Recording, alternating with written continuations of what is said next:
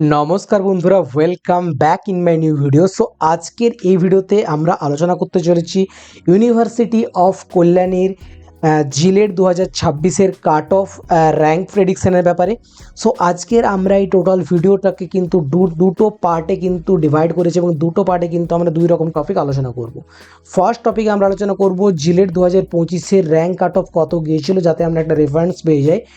এবং কিন্তু পার্ট 2-এ আমরা ডিসকাস করতে চলেছি জিলেট 2026-এর র্যাঙ্ক কাট অফ প্রেডিকশনের ব্যাপারে।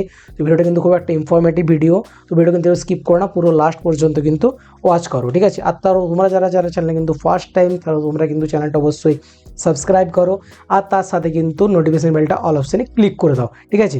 So let's start our today's video.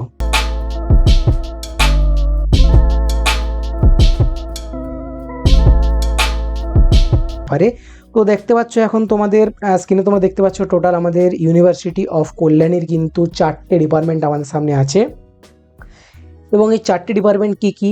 So সবার ফার্স্ট দেখো electronics and communication engineering, electronics and instrumentation engineering এবং ইনফরমেশন টেকনোলজি এবং কম্পিউটার সায়েন্স ইঞ্জিনিয়ারিং, এই 4টে কিন্তু ডিপার্টমেন্ট কল্যাণ ইউনিভার্সিটিতে রয়েছে।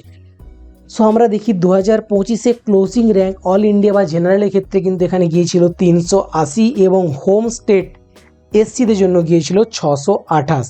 ইলেকট্রনিক্স অ্যান্ড ইনস্ট্রুমেশন ইঞ্জিনিয়ারিং এখানে গিয়েছিল কিন্তু 2025-এ ক্লোজিং র্যাঙ্ক 501 এবং এখানে কিন্তু 2025-এ ক্লোজিং র্যাঙ্ক হোম স্টেট বা এসসিদের জন্য গিয়েছিল কিন্তু 1165।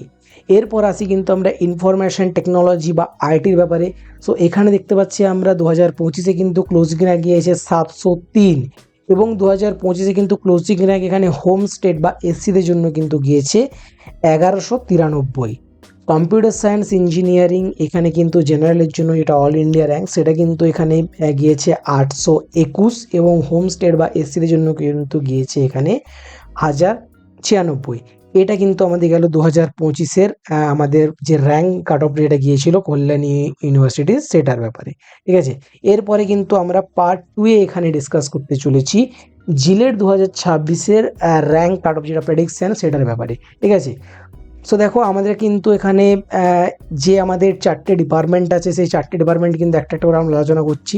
ফার্স্ট ডিপার্টমেন্টে আসি ইলেকট্রনিক্স অ্যান্ড কমিউনিকেশন ইঞ্জিনিয়ারিং, যেটা কিন্তু একটা সেফ র্যাঙ্ক টার্গেট হতে পারে 500 থেকে 650-এর ভেতরে, ঠিক আছে। এর ভেতরে যদি তোমাদের র্যাঙ্ক থাকে তাহলে কিন্তু তোমরা এই ইসিই ডিপার্টমেন্টে কিন্তু খুব ইজিলিভাবে এখানে নিতে পারবে। সেকেন্ড আসি আমরা কম্পিউটার সায়েন্স অ্যান্ড ইঞ্জিনিয়ারিং, যেটা কিন্তু একটা হাই ডিমান্ড কোর্স, ঠিক আছে। সো এটাতে কিন্তু তোমার সেফ র্যাঙ্ক টার্গেট রাখতে হবে 800 থেকে 1100-এর ভেতরে, ঠিক আছে। এরপর আমরা আসি 3 নম্বরে electronics and instrumentation engineering EIC.